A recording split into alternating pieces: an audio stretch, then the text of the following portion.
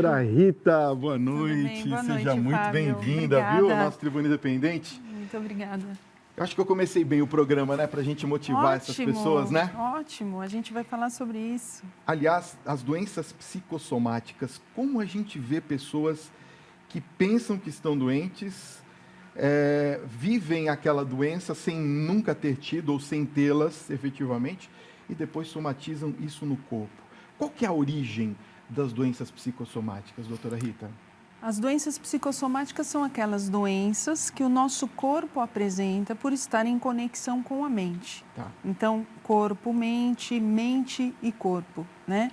Então, as pessoas, em algum momento da sua vida, acabam tendo uma desorganização mental, digamos assim. Excesso de informações, de estresse, muitos pensamentos positivos, negativos.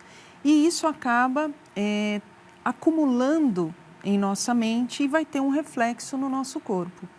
Então, a pessoa pode ter dor e apresentar mesmo algumas doenças como fibromialgias, depressão, síndrome do pânico. Tá. Então, não só doenças em relação à parte psiquiátrica, mas também as dores em geral, de articulações, dores musculares, órgãos que acabam tendo algum problema, alguma insuficiência, tudo isso porque somatizou, né?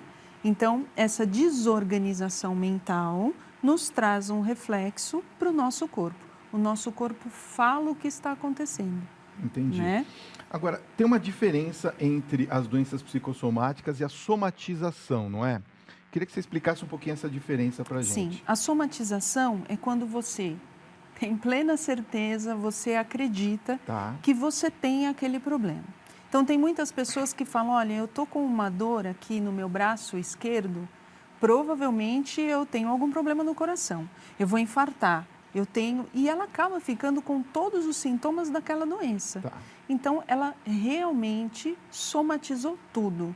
Ela sente todos os sintomas de uma X doença. Mesmo sem tê-la. Mesmo sem tê-la. Na verdade, ela não tem. Ela essa não doença. tem. E ela não acha. tem. E ela acha que e ela tem. sente tudo aquilo. Exatamente. Tá. Fábio, tem uma frase muito importante que é assim: quando nós não conseguimos falar, expor o que a gente sente, o nosso corpo fala por nós. Tá. Então, quando a boca não fala, o corpo fala por nós. Tá. Né? E quando a gente fala, o corpo sara. Entendi. Né? Então, nós vamos segurando tudo isso, não conseguimos... Durante a nossa vida, a gente tem vários problemas na parte profissional, com a família, no social, e a gente vai acumulando, a gente vai segurando tudo isso. A gente não consegue expor, e nem sempre a gente pode nos expor, a gente pode dar uma opinião.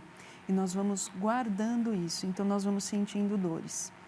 Puxando um pouco mais para a minha área, na parte da fisioterapia e não entrando tanto na psicologia, a gente trata muito das dores articulares, dores de coluna. Então, as pessoas falam, eu tenho uma hérnia de disco, por isso que eu tenho dor. Na maioria das vezes, as hérnias são assintomáticas. Elas não dão nenhum tipo de dor. Sentiu qualquer dor lateral, é meu nervo ciático. Não é bem esse nervo. Então, a desorganização mental faz com que o nosso corpo não nos obedeça. Então, a musculatura, os vasos, eles não obedecem. Então, a gente quer fazer um movimento e não consegue. A gente quer ter a força para dar um passo, para fazer uma corrida e não consegue fazer isso. Então, é essa desorganização. Não mandamos a mensagem correta para o nosso corpo. E aí, o corpo não entende nada e faz o que ele quer. Ele começa a parar. Tá.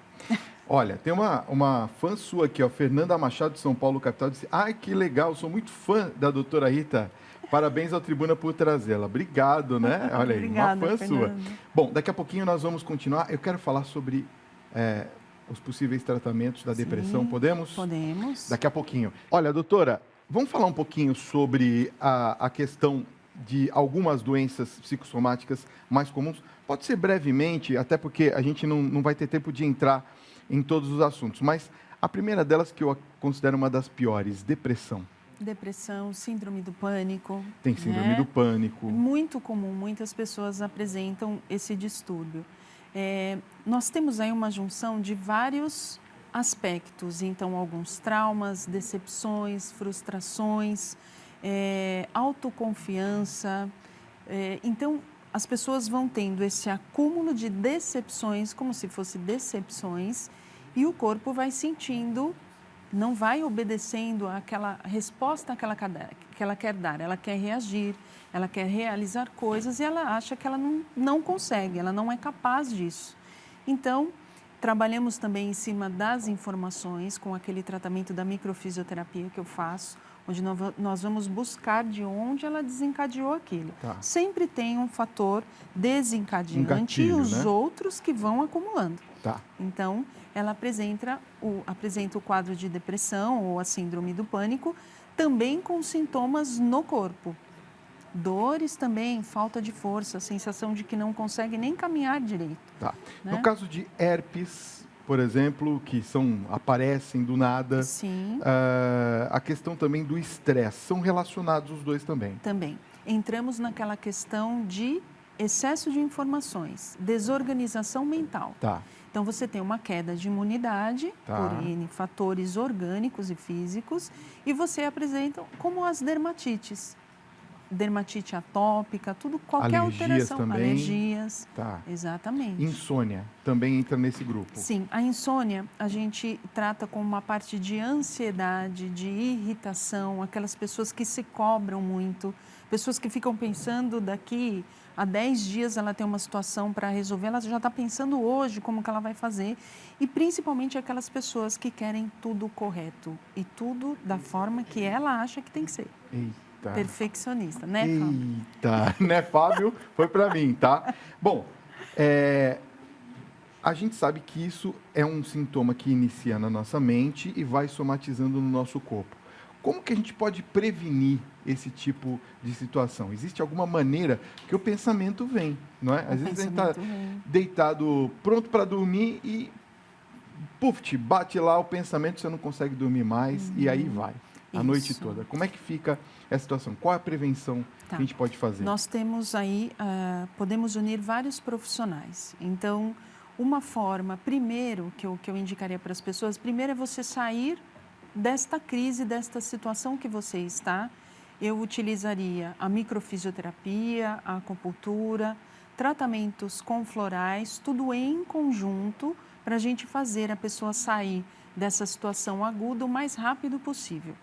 Prevenindo depois também as terapias, contínuo uso de florais e também a acupuntura. Então, microfisioterapia, nós vamos entender qual foi a informação ali que ela teve e quando ela teve esse quadro. Vamos buscar, como eu falei na outra entrevista, desde a gestação, período gestacional. E o que faz isso acontecer? Por que hoje você tem uma doença psicossomática? Por exemplo, você, Fábio, de onde isso desencadeou? Como que começou? O que fez com que você não controlasse a vida que você tem hoje, a sua correria, o seu trabalho e tudo mais? Quer dizer, na verdade, nós temos qualquer parte do nosso corpo que pode ser afetada por uma doença psicossomática. É isso, doutora? Qualquer parte do corpo. Qualquer tipo de doença também? Qualquer tipo de doença. Os entorses, as lesões, as fraturas, tudo nós temos um porquê e daquela região que a pessoa fraturou. E a partir daí, dessa identificação, nós conseguimos fazer um tratamento, é isso? Isso, nós fazemos uma leitura. As emoções, ela pode trazer para nós também esses sintomas mais severos, mais crônicos, levando a uma doença psicossomática? Sim, podemos sim. As pessoas... Algo muito forte, por exemplo, uma emoção muito forte vivida? Eu sempre gosto de citar as pessoas que começam a ter problemas nos rins, insuficiência renal. Tá. Então, ela começa com uma insuficiência leve, começa a ter edemas, começa a reter líquidos. E, normalmente, essas pessoas passaram por algumas situações na vida de muita tristeza, de muita solidão, né? E de perdas normalmente afetivas. Então, de familiares, falecimento de pessoas. Falecimentos. Tá. Então, é aquele recolhimento, o período de recolhimento, de fechamento que a pessoa passou, ele pode ser um período muito longo, né? E até indo um pouco para a questão da medicina oriental, né? Nós falamos que quando as pessoas não sorriem, os rins choram. Olha só. Então, eles perdem muita força. energia, aquilo que a pessoa acredita. Então, nós vamos para esta linha e a pessoa pode ter uma insuficiência renal crônica, ela pode ter uma paralisação total de um dos rins, pode perder o funcionamento. Então, ela fica com uma porcentagem de funcionamento renal muito pequena. Entendi. Né? Eu quero falar sobre os traumas de infância. Podemos? Podemos. Daqui a pouquinho. Eu me espero um pouquinho aqui. Doutora, vamos falar sobre traumas de infância? Olha, os traumas de infância são as coisas mais comuns que a gente tem, né? Sempre existiu o medo de médico, de injeção, e aí vai mais uma série deles. Estes traumas podem causar doenças psicossomáticas da pessoa quando adulto? Pode.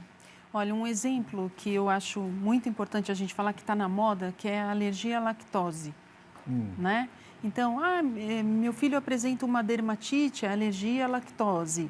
Ele não está dormindo direito, o intestino não está funcionando, alergia à lactose. E nós vamos fazer uma análise antes desse processo, que é o que o corpo da criança está apresentando. Normalmente, essa criança tem uma questão de carência muito grande, né? Sim. Então, nós vamos buscar aquelas informações lá atrás, período gestacional. Provavelmente, a mãe passou por algumas situações de solidão, alguma situação que se sentiu muito sozinha. E aquela informação foi guardada, como a gente explicou, no tecido da criança, sistema nervoso no tecido. E aí, ela passa por um período da infância, normalmente quando entra na escola, que tem contato com outras crianças, que tem uma outra vida social, um outro relacionamento com os pais, e ela começa a apresentar, além da questão de dermatites, de pele mesmo, às vezes até postura. Então, crianças que se fecham muito, vão se curvando, começam a abrir a base, começam a abrir os pés para andar, começam a flexionar os joelhos. Tem crianças que andam para trás, falando com a gente, elas vão andando de, né? Nossa. Tem vários, então tem vários fatores aí. A criança não consegue falar o que ela tem. Então, a melhor coisa é observar o corpo. Então, realmente, o corpo da criança fala escancaradamente tudo o que está acontecendo com ela. Que coisa. Agora, vamos falar um pouquinho sobre tratamento? É claro que a gente, quando fala em doenças psicossomáticas, a primeira coisa que vem na mente é a consulta a um psicólogo. Mas nem sempre o psicólogo sozinho consegue resolver essa questão. Qual que seria o tratamento indicado, além da psicologia, para alguém que tem uma doença psicossomática? Para termos certeza disso, normalmente não se encontra em nenhum exame a causa da queixa que a pessoa está apresentando.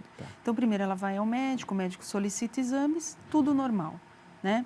Então, como que nós vamos iniciar esse processo? Pelos tratamentos que eu ofereço na clínica. Identificar a causa através do método da microfisioterapia. Temos outras terapias como crânio sacral, terapia manual, terapia com a psicóloga mesmo ou psicopedagogas. Precisamos ver, se for criança, o que ela está apresentando. Mantermos a questão de recuperação, tanto emocional quanto física. Não podemos esquecer que a pessoa já tem uma alteração física. E aí temos alguns tratamentos dentro da fisioterapia. Recuperação de reflexo, a parte neurológica, como eu disse, que os nossos nervos não nos obedecem. Então, temos essa questão que nós chamamos de cinesioterapia. Recuperação na questão mental, na parte terapêutica e também a parte física. Tudo que a pessoa perdeu com o que ela adquiriu com essa somatização. Né? Não podemos esquecer mental e corpo. Olha, eu quero que você participe da nossa conversa, 11 95033 6870. Tem muitas questões chegando aqui para o nosso WhatsApp, você também pode enviar, 11 95033 6870. Nós estamos ao vivo para todo o Brasil. Mas antes de eu passar as perguntas dos telespectadores, doutora Rita, eu queria falar sobre uma questão muito presente hoje na vida de muitos brasileiros. As pressões sofridas no ambiente de trabalho. Alguém que sofre pressões fortes no ambiente de trabalho podem desenvolver doenças psicossomáticas? Podem, e é muito comum. Tem pessoas que estão trabalhando e ela tem uma alteração de pressão, ou uma queda de pressão, uma queda de glicemia, sente mal, tem um desmaio, isso durante um trabalho. Então, pessoas que estão trabalhando em escritório, por exemplo, elas têm como se fosse um mal súbito, né? e não sabe o que acontece. Normalmente eles fazem o primeiros socorros, verificam a parte de batimento cardíaco, de pressão, e vai ver, tá tudo certo, né? Teve uma queda, depois já voltou ao normal. Então, essa pressão do dia a dia é o maior fator hoje das doenças psicossomáticas. O Rafael está perguntando uma coisa muito interessante aqui. Ele está perguntando a respeito de manias que ele adquiriu. Não chega a ser, ele fala assim, Fábio, não chega a ser uma doença psicossomática, mas são manias por conta desses gatilhos que a doutora está falando. Eu posso ter esses vícios ou manias? Pode. Olha, um vício... vício... um tipo de desenvolvimento? Sim, o que é mais comum? As pessoas terem aquele travamento na região da ATM. Olha só. As pessoas mordem, ficam, né? Já vi. Muitas dormindo e acordam com a região dolorida e outras pessoas durante o dia também, certo, durante o trabalho. E quando ela vai dar conta, ela está fazendo aquele posicionamento dos dentes e da boca. As pessoas comentam de cacuete, né, Fábio? Então, tem umas pessoas que têm alguns tremores, puxam um pouco um lado da face, tem movimentação de pernas e de braço. Então, tem algumas manias, algumas situações que você adquire sem perceber por sistema nervoso central e o não controle da parte nervosa. O morder objetos também, né? Aqui tem uma telespectadora falando sobre isso, do filho dela de 8 anos. Morder objetos... molhar camisetas e roupas. Sim. É tudo adquirido por conta de algo psicossomático. Comer as unhas. Puxar o cabelo na região da nuca. Já vi também. E comer. E comer não vi. Sobrancelha, sim. Que coisa. Sim, muito comum em crianças e adolescentes. Bom, quero passar os contatos da doutora Rita e já quero convidá-la para voltar outras vezes no programa, porque o assunto é muito amplo e a gente quer ajudar você que está em casa. Olha, os contatos da doutora são bem fáceis, estão aparecendo aqui no vídeo. O site é clinicasantarita.net, tá? É diferente, mas é fácil de você encontrar. clinicasantarita.net. O Facebook é clinica.sta.rita. O Instagram é clinica.santa.rita. E tem os telefones aqui, tem inclusive um WhatsApp. Tem um telefone de contatos que é 11 2917 5382. 2917-5382, é direto da clínica, isso, né? E o WhatsApp pode fazer perguntas também? Pode fazer. O WhatsApp da doutora direto, 11 98550 1489. 11 São Paulo, 98550 1489. Doutora Rita, obrigado pela presença. Imagina, foi encantadora a sua participação muito nessa bom. noite. Obrigado pela ajuda, viu? É um prazer sempre estar aqui com você. Prazer é nosso. Obrigado, viu?